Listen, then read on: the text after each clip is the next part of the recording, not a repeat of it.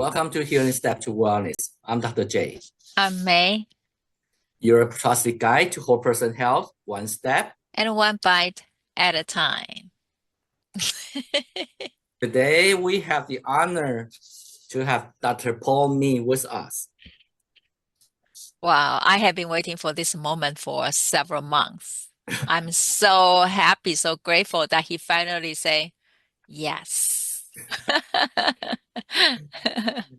Okay, Paul, before we start, can you give us a brief introduction of yourself? What you're doing, what type of research, anything like that? Any background for us? Yes, nice to meet you, everyone. I'm Paul Min. I work in Mayo Clinic. I'm a neuroscientist. I usually scan brains and figure out how aging happens and how to early detect dementia so we can do an early intervention. So my job is to see the brain and how it functions. I majored that for a long time. It's kind of scary. Can you tell us how you scan it with your eyes? we scan it with a machine. Oh, we okay. call it MRI machine, Okay. magnetic resonance imaging. And then another machine we use is PET, positron emission tomography. The MRI can measure the anatomy, like taking a picture, a screenshot, whether the shape of the brain is looking healthy. And the PET can measure the molecule function of the brain and see if the function is doing good in the brain too. So we call that non-invasive imaging. Yeah.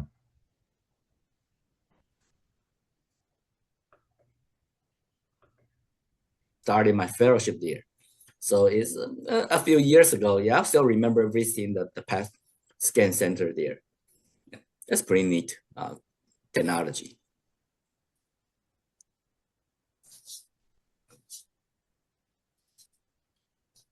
I think we lost. Yes. Yeah, sorry. I think the connection was... Yeah, the connection was it's okay. So let's talk about breathing today. That's our main topic, breathing. Well, let's start with what inspired you to explore breathing practice as part of a healthy lifestyle. Yes, when I was like right after college, 24, 25, I was continuously doing my study and I was always feeling tired and couldn't focus well. So that's how its life is. It wasn't nothing special. So one of my friend recommended to do breathing practice. It's called Seokmunho program. And I just went there and instantly I felt fatigue going away. That day, for a few days at least, I can focus better. So it was very fascinating, and that's how I started it. Yes. Yeah. So let's take a step back. Can you explain what Sukun is and the whole breathing technique?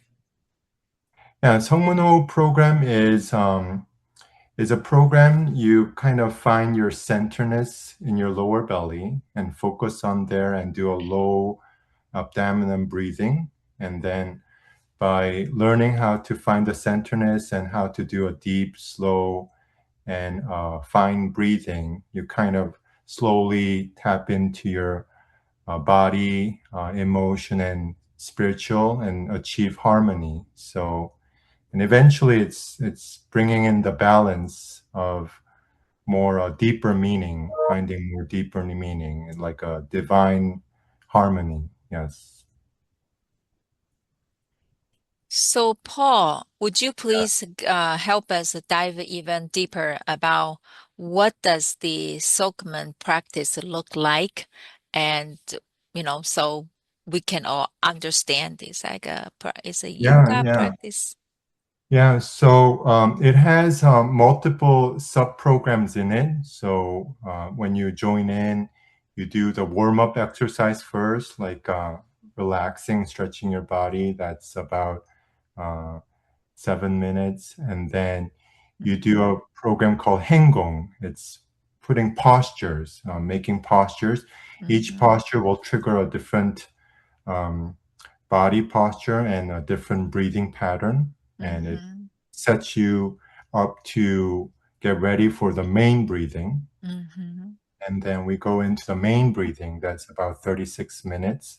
And main breathing, there's multiple levels. So every level has a different task. Level 1 is centering yourself and finding the danjeon. Danjeon is an energy center in your lower belly at the seokmun point. So usually they put a fingertip at the seokmun point and gently focus on there. And then finally do a recovery exercise, recovery stretching. So they do a recovery stretching afterwards. So that's the full program, and it's a very beautiful program, easy to do. But once you do it, it really taps into your mind and body and wholeness. So yeah, that's the program. Yeah. It sounds very interesting. What is the background? What is the history of this program?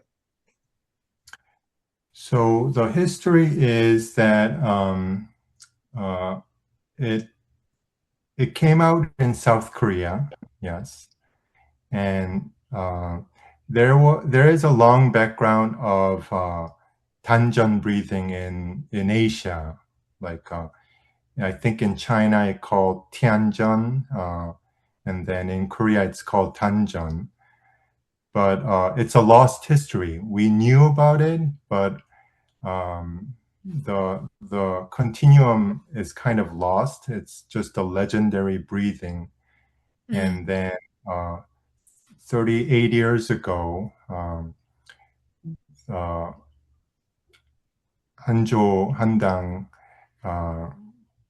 kind of published the book of this practice, and then it kind of reestablished itself in a brand new form. So that's kind of the history of Seokmun Ho program. Well, before I really have some understanding about this program, and Dr. J and I dive into your first level class, and with everybody in the nicer community at Assisi High to get a feeling of that breathing technique. It quite different from what I envisioned. So yeah, so would you be able to guide our audience to understand that what does it look like when they go practice in the beginning? What does it take? Does that require any physical limit, strength in order to do that? Is that for everybody? Yeah, breathing is for everyone. Breathing is something embedded in us that we already know. When a person is a baby, if you see them breathe, they automatically do lower belly breathing. Look at a newborn baby. They do a slow lower belly breathing, and then as we age, we kind of the modernization and the busyness make the sympathetic and parasympathetic balance unbalanced, and eventually we start to the breathing goes up. We call that going up, and eventually happens in the chest. Then you become short-breathed, and then you don't have the full capacity of the natural breathing. So we're kind of recovering back by centering yourself at the seokmun danjeon, and then naturally lowering down the breathing. So it starts with a gentle exercise. So anybody can join, especially me. I didn't like any exercise, and then I only wanted something very easy and comfortable and effective. And this program provides, with a very short period of time, because breathing is so fundamental.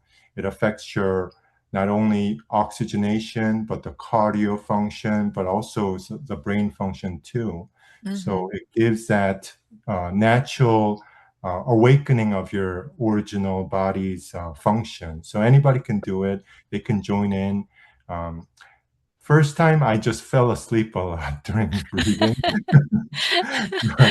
Because the first step, level 1, is not only centering your tanjan, but it's learn how to relax. Yes. Mhm. Yeah. I have been So doing a very good job about that. Yes, everybody yeah. knows. And so when I first joined, I would relearn how to relax through this Mhm. program, Mhm. and that kind of make you sleepy and go kind of, but it was very easy to start. Yeah. It's So you very, just need a yoga mat, like yeah. a carpeted area, and then we have online programs to join in Mhm. person too. Mhm. Yeah.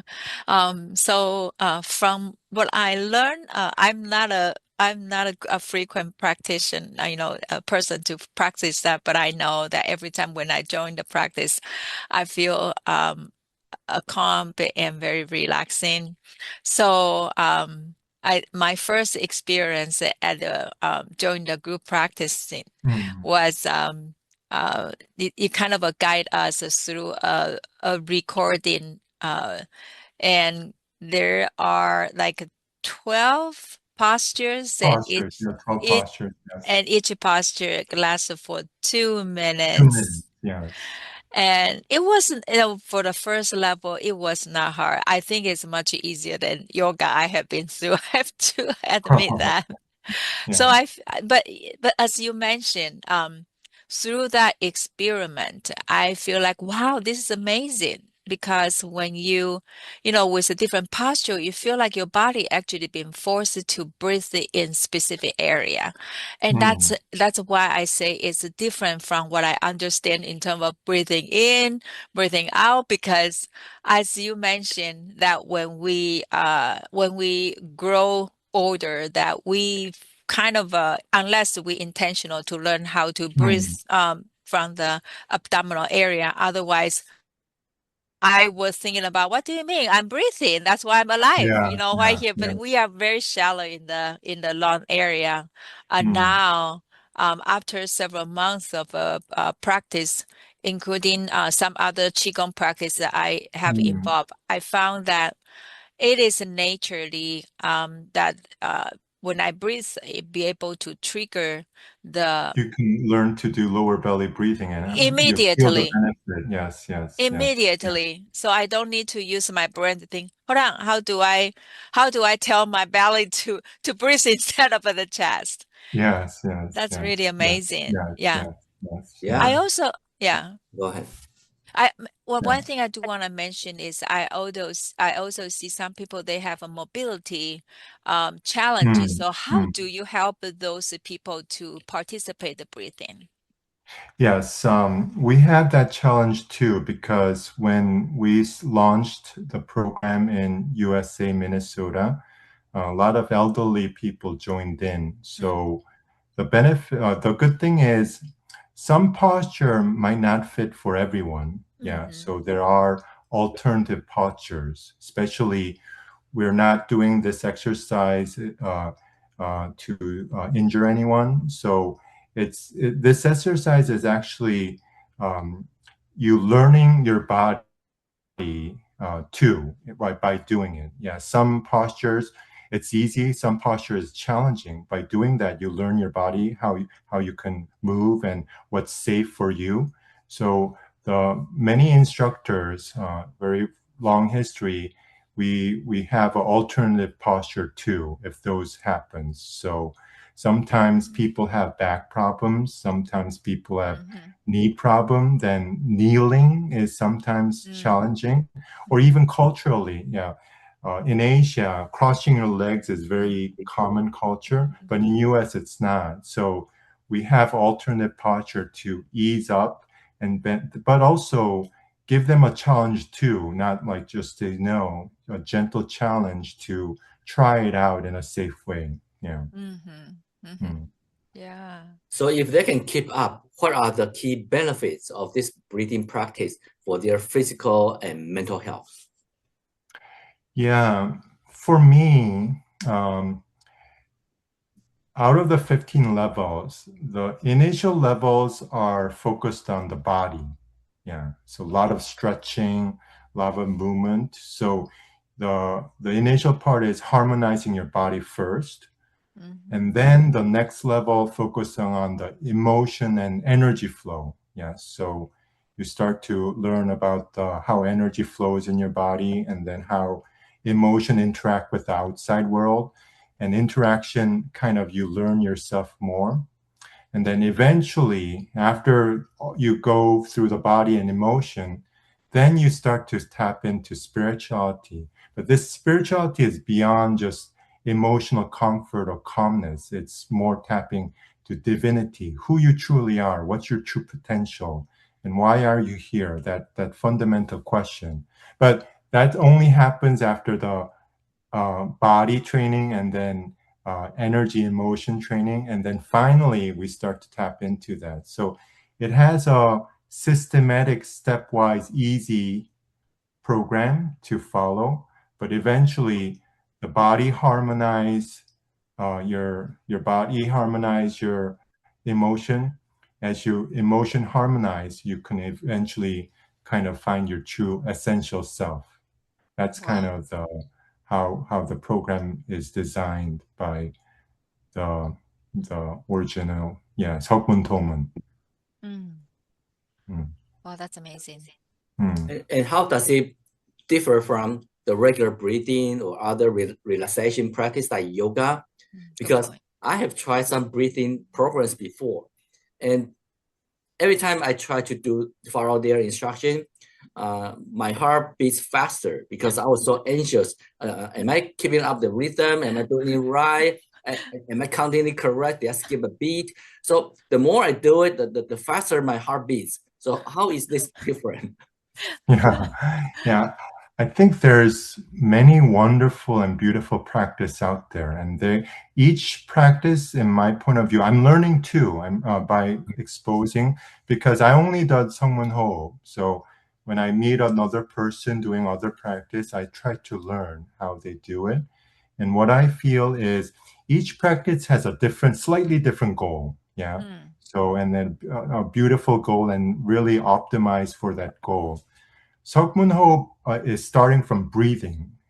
So the Seokmun is the acupuncture point in your lower belly, and Ho is the sound of exhale, Ho, and then Hup is the sound of inhale. So Ho means breathing. So Seokmun Ho program is really focusing on the breathing at the beginning. So I think that's something uniquely different. Other programs do breathing, but we really focus on the breathing and optimize everything for the breathing. So I think that's unique. Another unique thing is that you center yourself first, like you center yourself at the Seokmun point by grounding that centerness, and that takes like 6 to 1 year, like level 1. So it's a very stable process. But once you center yourself and find your original breathing, you can fundamentally change yourself because you have the power of that breathing. So I think those are the unique things. And then the third unique thing I liked is, after a while of a practice, it gets boring.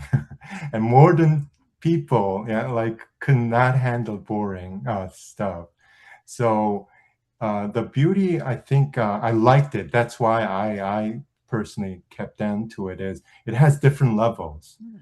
So by the time you're like so used to it and gets a little bit yeah, like oh, I mastered this level, then there's another level that's interesting, and then it's very step by step. So that level system was something I liked. Yeah, those three things I liked. Yeah, that seems unique than other programs. Yes. So do people have to go up to the upper level to get the benefits? No, each level has its own completeness. Yes. Yeah. So level has its own goal. So level 1 is forming the danjan, the centerness in your body, and then having your breathing happening in the Seokbun danjan. So when you complete level 1, you are almost achieving, getting close to that achievement. So each level you'll have its own benefit. Like level 2 is accumulating. Once you form the reservoir of water, then level 2 is accumulating energy at that reservoir. Then you start to able to use it more in your body. So less tiredness, you can have more strength to do more things. So each level has its goal, and it has its own benefit. So you have been very passionate about forming the communities around the health activity. So why you think the group practice is so important? Yes, in the Seokmunho흡 term, the members, fellow practitioners, we call them doban. Do is like Tao, the path, the way. Yeah, Oh. yeah. And ban is a fellow friend. Yes. So we call them toban. So it's everybody's walking their own path. Yeah. So they're finding who they are, and then expressing who they are in this world and interacting in their world. So everybody's walking their path. So we call this all these members toban, meaning that it's a companion walking the path of finding who they are. So I think the beauty of that is some levels are challenging, some levels are easy. So we can learn from each other, we can encourage each other, but eventually you're finding yourself, you're finding your own way, who you are. So it's eventually individual, your own path, who you are finding, but we're walking together. So that's, I think, the benefit of a companion and fellow members. So it's a little bit easy to do. Yeah. Yeah. Yeah, that. Or like if somebody's level 10, like you get a hope. Oh, if that person can do it, You do like it. I can do it. Yeah, That's true. something like that. Yeah. Yeah.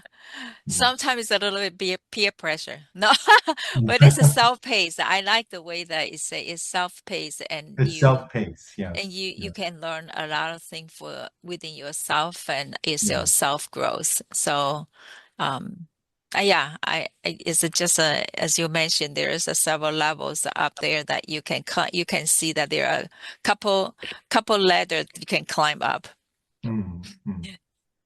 Okay, so then do you find that how long you have been forming the practicing group in Rochester? It was after COVID. Oh, yeah, like when COVID hit, I knew people needed this because I was getting less affected by COVID because of the breathing function. So when the pandemic started and then start to little bit tamper down, we started. I got help from the Seokmun main center to launch online program, and then Oh. yes, that online program really made us help start during the pandemic, and then it slowly went up. So that's 5 years ago, or Mm-mm. yeah, yeah, 2020 is a pandemic. yes, 2020 is a yes, pandemic. yeah, Yes. yeah, 5 years ago, yes, Yeah. yeah. So how does practicing breathing together help them feel connected and supported? Yes, yes, yes, yes, yes.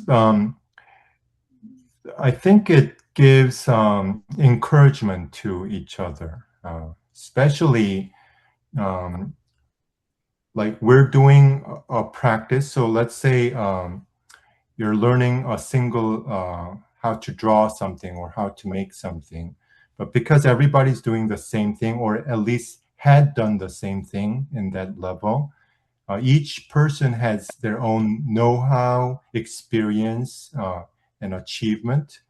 So everyone becomes a teacher in that level. So when we do it together, we kind of bring in hope. And when there's hope, there's positivity. When there's positivity, you can have passion to do something. So you have a dream, a kind of goal, and hope, and positivity and a passion leading on. So it has a positive cycle when those people, when common people meet up and do easy exercise, but reach to a more fundamental goal. I think that's the beauty of doing the practice together. Yeah. I think it all depends on your people there. I still had trauma from elementary school art class, how the teacher and other students look at my drawing. Yeah. So, But we don't judge. Because even in our practice, there's a time called checkup. So the grandmaster joins in once a month and give you feedback how your level is. So some initial people get annoyed that you're getting judged by it, but it's not really. It's objective feedback. So to encourage oneself. So we don't judge anyone. It's giving a guideline or advice how to do your own practice better. So we don't compare. The fundamental philosophy of it is do not compare with others. You find your original self by finding within, not by comparison. So don't worry about your drawings. You could be a rabbit or a turtle. Yes, you could be a rabbit or a turtle. Yes, I was a turtle for a very long time, and then I became a rabbit now. But yeah. Well, since Lotus House Foundation Rochester Clinic emphasize on the whole person approach, That's lifestyle beautiful. That's medicine. why we love you working with you. Yes. So, with the six health pillar, nutrition, movement, connection, distress, sleep, and also to finding a passion, how you see this breathing technique and this community nicely incorporate everything together or some of them together in a wonderful kind of a way that you actually create a beautiful community through this health pillar. Yes. I heard about Rochester Clinic very long time ago. A lot of really, one of the members are a great fan of you too. And then Lotus Health Foundation, tapping onto those six pillar, I think it's hitting the core. It's very fundamental, and the effort you guys are doing is very practical and very able to make it fun. Yeah, so I think we're on the same path, the breathing practice. Although we're just doing breathing, it does eventually hit to sleeping, how you eat, how to manage stress. Yeah. So it has that harmony with breathing. And I think that fits very well in a harmonious way. So while finding those pillars in your life, breathing practice could be a very easy add-on and then a harmonious practice. And it could be done by with other practice too. So or other exercise too. So I think it fits very well, and that's why the connection with Rochester Clinic and Lotus Health Foundation and we meeting up is just meant to be. Well, I think one is you touch the sleep in the beginning, relaxation stage. You need to make sure how you find help your body to relax. So Yeah. sleep, and then you form a community. Everybody Yes. work together to Yes. inspire each other. And you Yeah. find your passion, why you want to do this, right? Yes. But Yes. one thing very unique is about the nutrition. Can you tell us Oh, about the nutrition part? How that get connected with our whole food plant-based nutrition concept? so that's an interesting study. I loved meat, so now I'm almost a vegan, and my relatives get surprised of when they hear, because I was only I would always crave for hot dog, and then chicken and steak, and I was a meat leader. And one interesting thing happens by this progress is, it eventually wash out all the toxin in your body. Mm-hmm. Yeah. And it's not that the meat is bad, but the procedure, how they make the meat, the energy that's embedded in there, and then the commercialization and the process involved in there, has some fundamental influence in your spirituality in that component. So during the practice, I tapped in multiple times, try to become a vegetarian. I would fail. Like after 3 months of no meat, I would suddenly crave and then just eat a bunch of meat. Yeah. But eventually, when your body harmonize and your emotion harmonize, and then you start to tap into spirituality, automatically it doesn't. You don't. You look for a better food, or a more fundamental green source, and then the vegetables and the beans and everything already possess everything we need to do, and you slowly realize that. And then I think you were doing that too. So naturally, interesting, we don't know the mechanism, but naturally you become a vegetarian, and naturally you become a vegan. But you don't have to do it, because time will come when you slowly enjoy that. And eventually, another fundamental thing I feel is, that's a human touch, how you make it too. Yeah, food is not only the material being fresh, but what mind and mindset you make it. What, Right. yeah. So you really teach a lot how to make it fun and happy, and I think that taps into me too. That is also energy. So in a Yeah. big picture, eating is also breathing too, because it's the external energy coming in, the earth energy comes in by eating, and Yeah. then we also, in a long term, get rid of it in our body. So it's a cycle of inhale and exhale. Food is also energy too, of nutritions and earth energy coming in, and then becoming you, and then eventually waste product coming out. So that's, I think, the link, how food eating could be a component of a bigger picture of breathing. Yeah. I think that's the biggest takeaway I have today. Yeah, You can yeah. eat more and practice breathing less. Well, no, my takeaway from here is listen.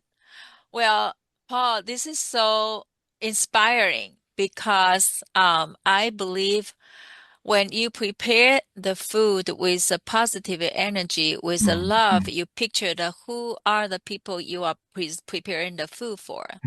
And you infuse such a loving energy, positive energy, and that actually it's a healthy, become an even healthier ingredient for anybody who consume it.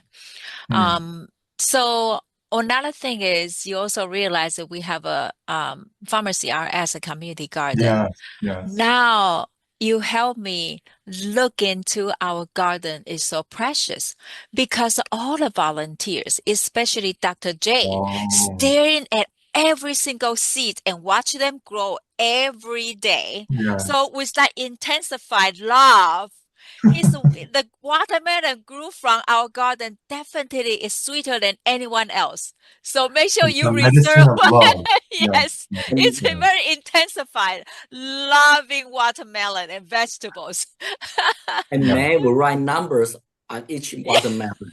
And no, we're keeping track of Oh, our okay. watermelon.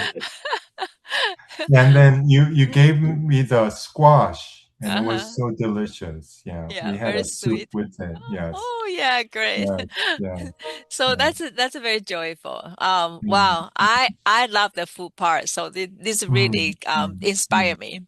mm, So Yeah. we talk about food addiction, but what I want to talk about that is you want to practice. That is a habit. You have to form the habit to practice. mm, So mm. how you encourage people? What do you have any trick for people to form this habit to practice every day or at least Yes, most yes, days of the week? Yeah. yes. That's a fundamental key function to change. In order to truly change, you have to form a habit. And we call it mind and mindset. The mindset, mind is the passion to try to do something, but the mindset is you're already doing it your daily life. That's a habit part, the system part that is embedded in you. And habit takes a while. Like anybody can do some practice for a few days, but in order to make it as a system and a habit, it takes a while. So the Seokmunho philosophy is same as breathing. Take tiny step, tiny, easy, doable step. Nothing hard. We lower our standard down and first see yourself as it is. Yeah, we don't jump right away. The whole practice start with where am I at right now, objectively, and then add on a tiny step and an easy goal. That could be just breathing. Yes, just do a lower belly breathing. Sometimes you fall asleep. Sometimes you can focus on your Seokbundanchan. And then when you add those things, it gives you kind of a positive cycle. Oh, this is easy to do, not very challenging, yes? And then when that positive cycle piles up, after looking back 6 months or 1 year, you definitely see a big change. But month to month, week by week, it's going to be almost, oh, this, I don't, sometimes I feel something, but sometimes I almost feel I'm going back to my old self. But after that small habit program, so I think you need a system and a program helping you to find that small habit to grow. And then you need that communion, tobans to kind of, oh, if that person is doing it, I can do it kind of positive too. So those are the beauty of starting the small step and a tiny, and know how precious that is too. Sometimes we make a goal, a big goal, and we ignore all the small, tiny steps, but we start with tiny steps and find how valuable those are. And I think that philosophy helped me to change myself. Yeah. So I think the takeaway is number one, you need to have your passion. No, you need to be motivating yourself. You need to have that desire to do it. Yes. And number two, you need to have a good system. Yes. A good system. And number three is you need to have good companion, good community to help you. No, a lot of people know this, that if you improve 1% every day, after 365 days, you can improve actually 37 times. That's but it's easy to say in the paper, but you want to do it every day. But just like you said, that the passion, the system, and the community, that's a very good system. And the beauty is breathing a cycle. So sometimes you go up, but sometimes you go down too. Yeah. So when you go down, you just have to inhale, and sometimes that's a challenge. Like let's say you try to become a vegetarian, and then you suddenly craved meat, and then you just became gobbled it up. Yes, then you just restart back up. It's okay. Breathing is like that. It's you come down sometimes and just you learn how to start back. Make every day a new day. So that's kind of another philosophy breathing has. Make one step at a time, every day a new day. So forget about yesterday, forget about the future. Just this moment, do a tiny effort to try it again. Yeah. I want to also bring up one of my observation with this breathing. group and also the wonderful breathing center in Andong, South Korea. So the Grandmaster and other practitioner instructors, they have different names. They really look after every person who practiced there. And the same as in Rochester location, I know you and your team try very hard to bring that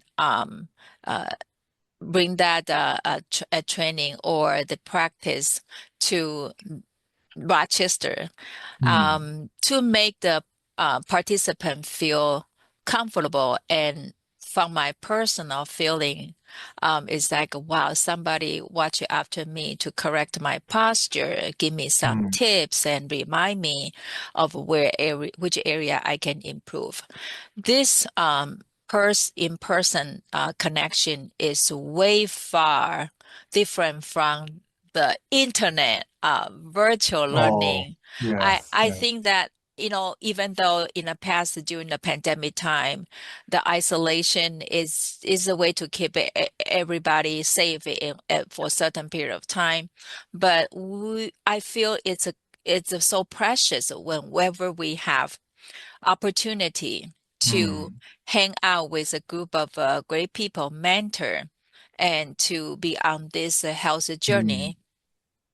We take it one day at a time. Make it every day. I'm going to, recap what you say. Make it every day a new day, and don't take it for granted. You never know how long that you can have this kind of human connection that we feel very connected and truly very inspiring. So that is a tremendous value that a lot of the time it's hard to kind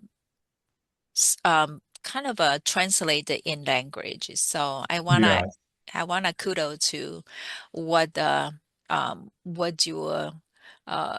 your people do, and that is a great work to help this world to become a more loving environment and to create more caring heart.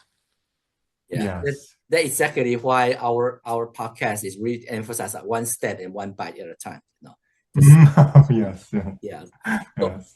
What changes have you seen in people who have practiced this work regularly and for a period of time? So usually the first change that happens is physical change, because you're moving your body, and respiratory has that function to in oxygenation and CO2 release. It also has a function to balance autonomic function. And then we recently understanding that it's affecting the cerebrospinal fluid flow, which is crucial for waste product. So the initial step people feel is those functions, body, you're harmonizing your body. That's initially what people feels. So that's what I felt first: fatigue, reducing, and then having a little bit more clear mind. Those were the benefit I had. But the benefit is a little bit different people by people. But generally it starts from body. So you brought up that research you just published an article last month. Do you want to get into detail some about that? Because we know the breathing is related to the sensing of carbon dioxide concentration in the brain. And how is that your breathing, now take a long breathing instead of short, shallow breath, how would that impact the brain and in terms of cognitive health, Alzheimer's, that? Good point. We knew that breathing helps autonomic balance, and you already know about that. When you do a slow, deep breathing, it triggers a parasympathetic where you calm it down. We knew about that, but the new finding we have is breathing makes a pressure difference in your chest chamber. So within your chest, when you're doing a slow, deep breathing using your diaphragm, then the chest chamber pressure changes. And within the chest chamber, there's not only the lung, but there's also the heart.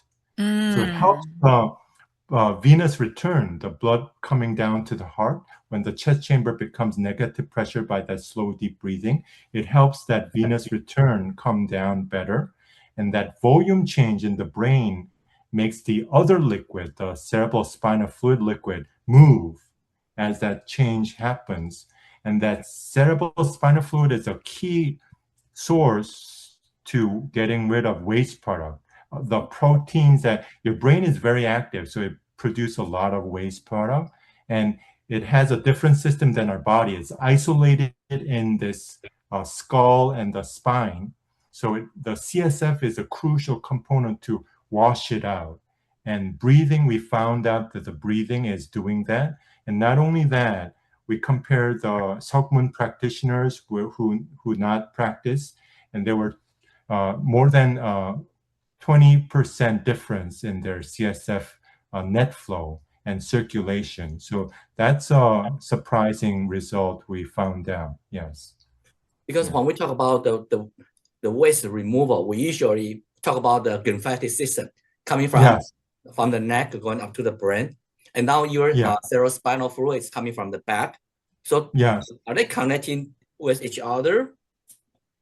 Yeah, theoretically it connects because lymphatic system is driven by the CSF flow. However, lymphatic system has more complex mechanism how to remove the waste product.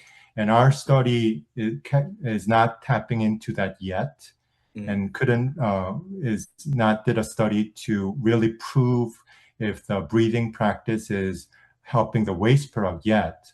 But the fundamental source of what drives that waste product is the CSF flow, and we proved that part. So we have to do a step-by-step study, eventually see if the respiratory function is playing a crucial role in lymphatic and then in waste product management. Then we're working on that right now.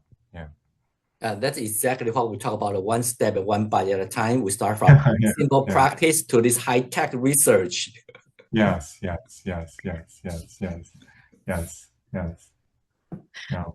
So we also, I know there are so many wisdom from this practice and technique, and also incorporate a lot of ancient, the culture from ancient China, and the grandmaster from the original founder from Korea. So it combined a lot of strengths together.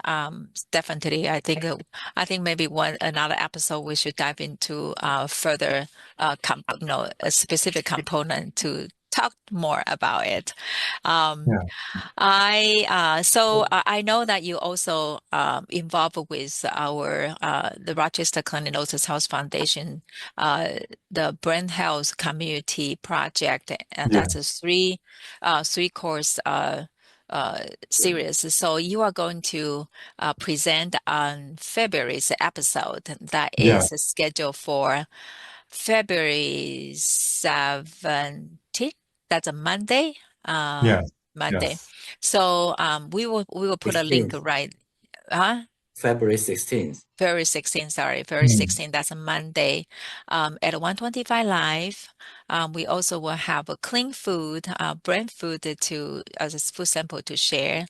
So we are so excited to then you're going to do some breathing, program. Yes. Together. And so you are going to present the theory, but also you're going to guide some practical practice. Yes, practice together. Yeah. Wow. So what's your dream of creating healthier community through this simple, accessible practice? Yes. I'm learning more that our body is a beautiful system. It's made in a very harmonious way, and it's balanced very well. So I think the breathing practice is adding on to that philosophy, finding your true potential of your body and then developing it. So we wrote a terminology, and this is coming from the Seokmun Sasang book, restoration technology. So we think this is a fundamental technology to develop within yourself and making yourself, and then eventually having a force to fundamentally change and find yourself. So that's my goal, to help people to gain knowledge of learning who they are, and then having to learn the fundamental power to discover who they are through breathing. Yeah. Yeah. So as I mentioned, that you are going to conduct our workshop. Yes. In February. Great honor. Thank you for the invitation. Yes. Oh, you're very welcome. And you will also present at our annual community symposium gala. Yes. April. Yes. And that's a beautiful gala. Yes. Thank you for launching that. Yes. Every year. Yes. Thank you. And we also have the weekly practice at Assisi High. Yes. Yes. Every Friday, 2:30 at Sunroom, we meet up at Assisi Heights to do practice. Yes. Okay. So how can listener connect with you or learn more about your work or joining the practice? Yes. They launched in US now. We have organizations, Seokmun-Domun Association USA. I'm helping out to and they're launching to become a nonprofit organization, and it's with a beautiful passion to teach Seokmun Hope to members in the US. So feel free to join online and then in person too. We can give you some information how to connect. But we also have a book too. It's now translated in English too. So you can find the Seokmun Hope book in Amazon. Yeah. I didn't wrote it. It's not me writing it. Okay. Yeah, but you can connect with Seokmun Hope Association USA and then try it out. It doesn't matter where you live. If you're in Rochester, you join up. We also have a meeting at St. Paul, so you can join up there. But if you live anywhere, join up online. Yes. Yeah, I was going to ask whether learning Korean is necessary. Yes, yes, yes. I'll leave the link here. Yes. Yeah. Okay. May, do you have any questions? No, I think it's about time that we wrap up the episode. Great. Thank you, Dr. Min. So thanks for joining us on Healing Step to Wellness. I'm Dr. J. I'm May. Guiding you toward whole person health, one step and one bite at a time. See you next time. Great honor. Yeah. Thank you for coming.